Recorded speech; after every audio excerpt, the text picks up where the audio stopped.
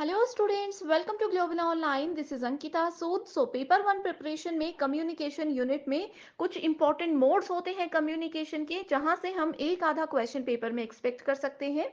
इस सीरीज में स्टूडेंट्स जो भी क्वेश्चंस मैं आपको बताऊंगी, आप इनको ध्यान से सुनिएगा। हर एक क्वेश्चन के एक्सप्लेनेशन के साथ आपको कुछ ट्रिक्स और एग्जाम्पल दूंगी, ताकि आसानी से कॉन्सेप्ट्स आपको क्लियर होते रहें। स्टूडेंट्स, पेपर वन में आप सबको हेल्प करने के लिए एक कंप्लीट कोर्स में लेकर आई हूँ, जिसमें अगले 30 दिन के अंदर आपको रोज 2 से 3 लाइव लेक्चर्स के साथ पेपर से पहले 100% सिलेबस तो कवर करवाया ही जाएगा। साथ ही आपके रिवीजन के लिए full syllabus MCQs and PYQs भी दिए जाएंगे, जिसमें कि आपको कुछ ऐसे ट्रिक्स बताऊंगी जिससे इजीली करेक्ट आंसर को पेपर में आइडेंटिफाई किया जा सकता है। फाइनल प्रिपरेशन के लिए अपडेटेड मॉक टेस्ट है and 5000 plus MCQ question bank है, जो कि एक्सप्लेनेशन के साथ आपको मिलेगा। एंड यकीन रखिए कि इसमें से एज इट इज सवाल पेपर में आपको देखने को मिल सकते हैं। लिमिटेड पीरियड के लिए ये डिस्काउंट आपको दिया जा रहा है। इसके लिए आपको गिवन नंबर्स पर व्हाट्सएप के थ्रू कॉल या मैसेज करके पूरी जानकारी लेनी है। साथ ही स्टूडेंट्स, फ्री वीडियोस और मॉक टेस्ट के लिए ग्लोबल ऑनलाइन ऐप को डाउनलोड कीजिए। स्टोर सेक्शन पर सर्च बार में आपको लिखना है कोर्स का नाम। कंटेंट पर जाते ही आप देखोगे कि यूनिट वाइज फोल्डर्स हैं, जिससे कि आप कभी भी किसी भी यूनिट से अपनी रिवीजन को स्टार्ट कर सकते हो। आपके स्टेट के अलावा अदर स्टेट्स के पीवाईक्यूज भी हम आपको देते हैं प्रैक्टिस के लिए, ताकि आपको अपकमिंग एग्जामिनेशन के लिए एक आइडिया मिल जाए कि किस लेवल के सवाल पूछे जा रहे हैं। तो ये एक ऐसा कोर्स है जो डेफिनेटली स्टूडेंट्स आपको एग्जाम क्वालिफाई करने में हेल्प करेगा। इसी के साथ पहले क्वेश्चन की ओर बढ़ते हैं, जहां पे पूछा गया है organisational communication can be equated with. ठीक है। आप लोगों को पता है ऑर्गेनाइजेशन या किसी भी कंपनी में जब कम्युनिकेशन होता है, तो वो किस तरह का कम्युनिकेशन होता है? इंट्रापर्सनल, इंटरपर्सनल, ग्रुप कम्युनिकेशन या फिर मास कम्युनिकेशन। अगर आप लोगों ने स्टूडेंट्स मेरे प्रीवियस लेक्चर्स देखे हैं, तो आपको पता होगा कि intra communication and inter communication क्या होता है। इंट्रा में होता है जब एक पर्सन अपने आप से ही बात करता है। कई बार हम लोग मन में कुछ सोचते हैं, कुछ लोगों को शीशे के सामने बोलने की आदत होती है। इस तरह से जो चीजें होती हैं, यानी कि एक पर्सन सिर्फ अपने आप से ही अब उस समय पे बात कर रहा है, वो होता है इंट्रा पर्सनल कम्युनिकेशन। ठीक है।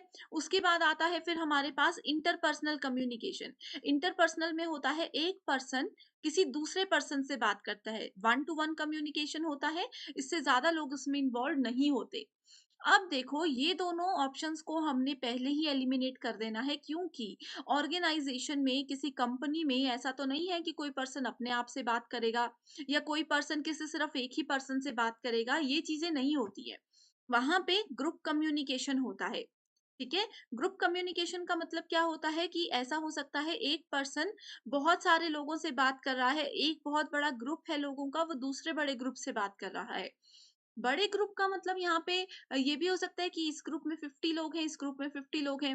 या फिर ये हो सकता है कि इस ग्रुप में 2 से 4 लोग हैं, दूसरे ग्रुप में भी 2 से 4 लोग हैं। ठीक है, ये होते हैं ग्रुप कम्युनिकेशन। या फिर हम बोल सकते हैं कि एक मीटिंग चल रही है, जहां पे बहुत सारे लोग इस तरह से बैठे हुए हैं एंड वो कम्युनिकेट कर रहे हैं, अपनी बातें जो है वो शेयर कर रहे हैं एक दूसरे के साथ। ठीक है। This is called group communication. जब भी ऑर्गेनाइजेशन की बात होती है, तो हमेशा आप लोगों को ग्रुप कम्युनिकेशन पे ही फोकस करना है।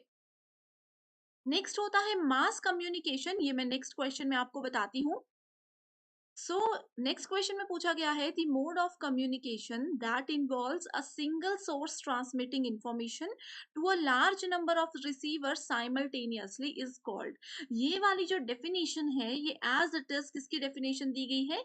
ये दी गई है मास कम्युनिकेशन की डेफिनेशन। ठीक है। क्या बोला गया है इसमें? अगर कोई एक पर्सन एक साथ बहुत सारे लोगों को, मान लीजिए यहाँ पे 100 लोग हैं, 200 लोग हैं, 500 लोग हैं, इससे ज्यादा लोग हैं, इतने सब लोगों को अगर एक पर्सन एक साथ कोई मैसेज देता है, उस चीज को मास कम्युनिकेशन बोला जाता है। ठीक है। जैसे कि अगर हम लोग यूजीसी नेट ऑफलाइन बैचेस की बात करें, तो वहां पे क्या होता है, 100-200 बच्चों के बैचेस होते हैं, लेकिन एक ही टीचर होते हैं पढ़ाने वाले। ठीक है, वही लिखा है ना, देखो, सिंगल सोर्स यानी कि एक पर्सन ट्रांसमिट करता है, इंफॉर्मेशन देता है। इंफॉर्मेशन किसको? लार्ज नंबर ऑफ रिसीवर्स, यानी कि बहुत सारे लोगों को, बहुत सारे रिसीवर्स को। ठीक है। अब देखो यहाँ पे तो इन्होंने एज इट इज डेफिनेशन लिखी है, लेकिन यूजीसी नेट एग्जाम में मास कम्युनिकेशन के क्वेश्चन इस तरह से भी पूछे जाते हैं कि मान लीजिए कोई भी लीडर है एबीसी नाम के, ठीक है, ये लीडर का नाम है। ये लीडर मान लीजिए कि गुजरात में जाते हैं इलेक्शन से पहले एंड उन्होंने वहां पे 5,000 लोगों को एक साथ अपनी बात कही। इस तरह से एग्जाम्पल दिया जा सकता है, तो आपको पता होना चाहिए कि ये कौन सी कम्युनिकेशन है, ये मास कम्युनिकेशन है। सिर्फ यहाँ पे एक ही पर्सन को बोलने की परमिशन है, एक ही पर्सन इंफॉर्मेशन दे सकता है, ठीक है। वहीं ग्रुप कम्युनिकेशन का एक एग्जाम्पल और मैं आप लोगों को बताती हूँ, जो कि हमने प्रीवियस क्वेश्चन में पढ़ा था, यहाँ पे आप देख सकते हो, ठीक है। ऑर्गेनाइजेशन में होता है, जैसे कि स्कूल में आप लोगों को बोला जा सकता है कि कोई स्कूल है जिस स्कूल का नाम एबीसी है, वहां के 10th क्लास के बच्चे एक डिबेट में पार्टिसिपेट कर रहे हैं, ठीक है, डिबेट में पार्टिसिपेट कर रहे हैं, या फिर टीचर ने उन बच्चों को कोई टॉपिक दे दिया, मान लीजिए सोशल वर्क से रिलेटेड कोई टॉपिक, यहाँ पे टीचर ने उन बच्चों को दे दिया एंड बोला कि इस पे आप लोग डिस्कशन करो, इसके बारे में अपने व्यूज बताओ। तो वो कौन सी कम्युनिकेशन होगी, वो ग्रुप कम्युनिकेशन होगी, ठीक है। सो आई होप ये दोनों क्वेश्चंस की मदद से एंड जो रियल लाइफ एग्जांपल्स मैंने बताए हैं, इनकी मदद से आप कम्युनिकेशन में ग्रुप और मास कम्युनिकेशन दोनों को समझ भी चुके हो एंड इनमें डिफरेंस भी अब आप लोगों को क्लियर है।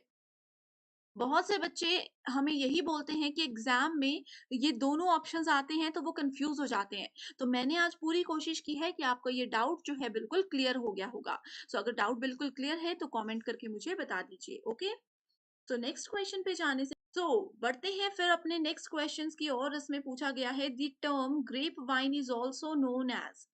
तो ग्रेप वाइन टर्म जो होती है ये किससे रिलेटेड होती है, ये होती है हमारी इनफॉर्मल कम्युनिकेशन से रिलेटेड, ठीक है। इसमें ज्यादा कुछ भी नहीं सोचना, बस जहां पे ग्रेप वाइन मिल जाए वहां पे इनफॉर्मल कम्युनिकेशन पे आपने टिक कर देना है, ठीक है। अब देखो बाकी की कम्युनिकेशन क्या होती है। पहले तो देखो मैं आपको ये बता देती हूँ, informal communication and formal communication दो चीजें हैं। फॉर्मल होती है जैसे कि किसी ऑर्गेनाइजेशन में कम्युनिकेट करते हैं कि बहुत अच्छे से, बहुत ही तरीके से बात की जाती है, कोई फालतू बात नहीं होती। इनफॉर्मल कम्युनिकेशन कुछ भी हो सकती है, जिसमें कि हम लोग होता है ना जनरली स्टूडेंट्स स्टूडेंट्स आपस में कैसे फ्रेंड्स बात करते हैं, वो बहुत formally hi good morning good night इस तरह से बात नहीं करते, वो बहुत इनफॉर्मली बात करते हैं।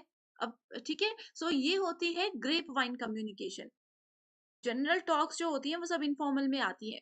हॉरिजॉन्टल, अगर दो लोग एक ही लेवल पे हैं एंड वो कम्युनिकेट कर रहे हैं आपस में, तो उस चीज को बोला जाता है हॉरिजॉन्टल कम्युनिकेशन, ठीक है। जैसे मान लीजिए कि एक ही कंपनी में दो डिपार्टमेंट्स हैं, दोनों के एचआर अगर आपस में बात कर रहे हैं, कोई कम्युनिकेशन कर रहे हैं, उसको बोलेंगे हॉरिजॉन्टल कम्युनिकेशन, राइट।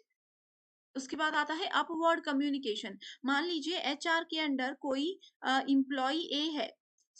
अगर एम्प्लॉय ए एचआर के पास जाता है, अपने हायर लेवल के पर्सन के पास जाके बात करता है, तो वो अपवर्ड कम्युनिकेशन होगी।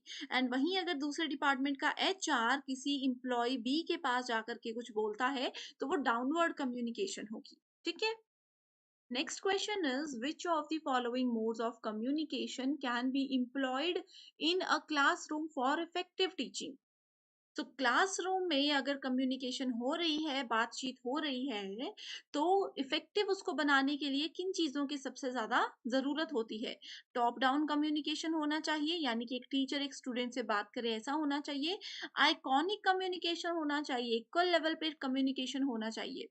एसोसिएशनल, यानी कि जो चीज हम टॉपिक पढ़ा रहे हैं, एसोसिएटेड रहना है हमें उसी चीज पे, भटकना नहीं है वहां से। डिसएसोसिएशनल, तो देखो सी एंड डी, जहां पे आपको सी और डी साथ में दिखेंगे वो ऑप्शन तो पहले ही गलत कर दो, क्योंकि एक बार में या तो एसोसिएशनल हो सकता है या तो डिसएसोसिएशनल हो सकता है, ठीक है। तो सी और डी यहाँ पे है, इसको हम डिलीट कर देंगे। नेक्स्ट है सिंबॉलिक, यानी सिंबल्स की मदद से।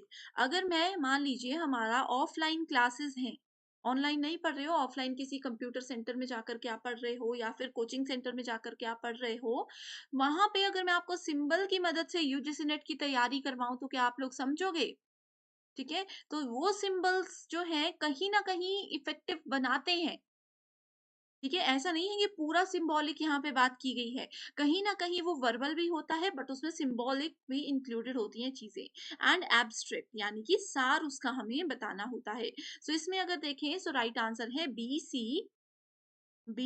सी एंड ई। ठीक है, बहुत ही इजी क्वेश्चन है एंड बहुत इंपॉर्टेंट भी है। लास्ट क्वेश्चन है एंड इसके बाद एक क्वेश्चन आप लोगों के लिए होमवर्क क्वेश्चन होगा जिसका आंसर आप मुझे कमेंट करके बताओगे। So in circular communication, the encoder becomes a decoder when there is. So इसमें encoder और डिकोडर दो नई टर्म्स आप लोगों ने सुनी होगी। ए और बी दो लोग हैं। मैं ए को एनकोडर बोलती हूँ और डी को मैं डिकोडर बोलती हूँ। ठीक है, सो इसमें देखो क्या होता है कि जैसे ए ने बी के पास गया और कोई बात बताने लगा, जो बात बताता है, जो मैसेज दे रहा है वो होता है एनकोडर, जो मैसेज को रिसीव कर रहा है वो होता है डिकोडर। ठीक है, उसके बाद क्या हुआ, बी ने वो बात सुनी, फिर बी ने अपना कोई पॉइंट उस बात पे बताया ए को। तो इस समय पे बी क्या है, बी है एनकोडर एंड ए है डिकोडर। राइट, तो यहां से आई होप आप लोग एनकोडर और डिकोडर समझ चुके हो। सो इसमें बात की गई है सर्कुलर कम्युनिकेशन की। इस तरह से अगर कम्युनिकेशन हो रहा है, सो बात बोलने वाला जब डिकोडर बन जाता है, ठीक है, सो वहां पे क्या होगा, इसका मतलब क्या चल रहा है, वो फीडबैक चल रहा है। सेम चीज मैंने आप लोगों को ए और बी का एग्जाम्पल लेकर के भी बताई है। ठीक है, ए और बी का एग्जाम्पल लेकर के भी बताई है। इस क्वेश्चन में देखो ध्यान से, यही पूछा गया है कि जो एनकोडर है, एनकोडर अगर डिकोडर बन जाता है, यानी कि ए जो है पहले बोल रहा था, उसके बाद ए अब सुनने वाला बन गया है। तो जो पहले सुनने वाला था, इसका मतलब क्या है, वो बोलेगा, यानी कि वो क्या दे रहा है, वो अपना फीडबैक दे रहा है, प्रतिपुष्टि दे रहा है किसी बात को लेकर के। राइट, इसी पर बेस्ड अब एक क्वेश्चन है, होमवर्क क्वेश्चन। अब स्टूडेंट्स पेपर 2 के फाइनल रिवीजन के लिए एक स्टडी मटेरियल हम लेकर आए हैं जिसमें आपको फुल सिलेबस पीडीएफ नोट्स के साथ हम most expected MCQs and PYQs भी प्रोवाइड करवाते हैं। जो भी सब्जेक्ट्स अवेलेबल है आप यहाँ पर देख सकते हो। ये स्टडी मटेरियल ना सिर्फ आपको आपका जेके सेट एग्जामिनेशन बल्कि इसके अलावा इंटरव्यू में भी बहुत ज्यादा हेल्प कर सकता है। इन व्हाट्सएप नंबर्स पर आप इजीली कॉल या मैसेज करके इसकी पूरी जानकारी ले लीजिए। ग्रेप वाइन का मतलब क्या होता है, फॉर्मल, इनफॉर्मल, क्रिटिकल या फिर corporate. So right answer comment कीजिएगा।